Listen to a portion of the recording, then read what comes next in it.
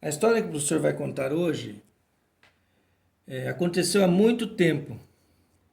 Ela se inicia em 22 de abril de 1500, quando Pedro Álvares Cabral descobriu as nossas terras, com seus habitantes indígenas, suas belezas e riquezas.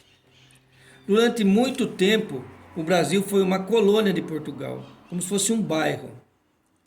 Tudo que era riqueza daqui ia para fora.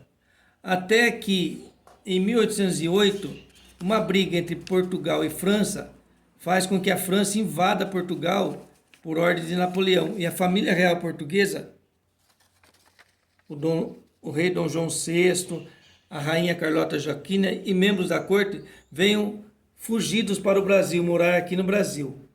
Mas, junto com eles, vem um carinha que vai mudar toda a história do Brasil. O nome dele é Pedro de Alcântara Francisco. Ele tem 16 nomes, mas é o Pedro I.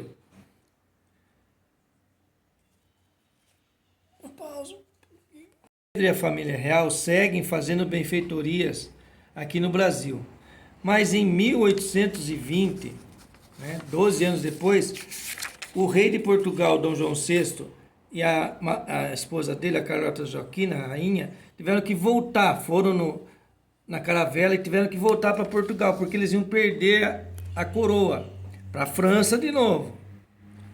Mas eles deixam o jovem Pedro, agora com 20 anos, para ficar sendo o príncipe regente do Brasil, como um reino unido a Portugal. Em 1821, o rei lá de Portugal ficou preocupado com a independência que o Dom Pedro estava causando aqui no Brasil. E os membros da corte pediram que o Pedro voltasse também para Portugal. Dom Pedro, agora com 20 anos e gostando muito do Brasil, e sendo gostado pelo povo brasileiro, recebeu um abaixo-assinado, pedindo para que ele continuasse no Brasil. Aí Dom Pedro já jovem aqui, ó.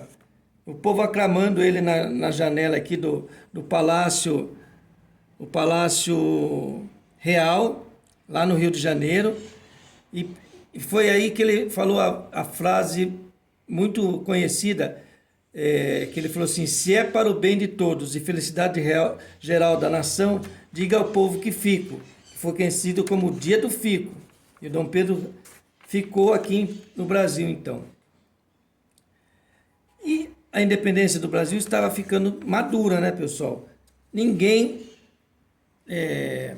de Portugal gostava do que Dom Pedro estava fazendo.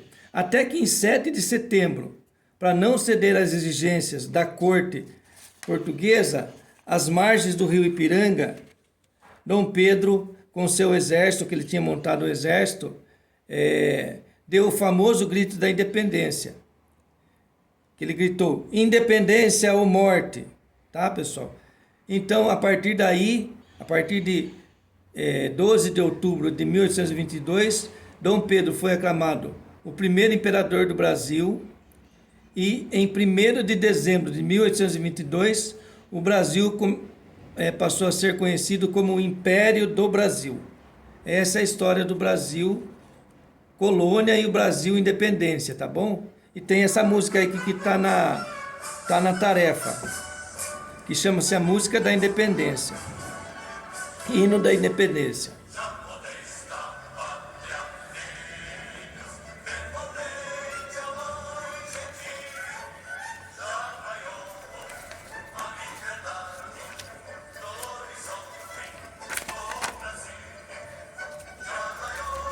Os personagens da história.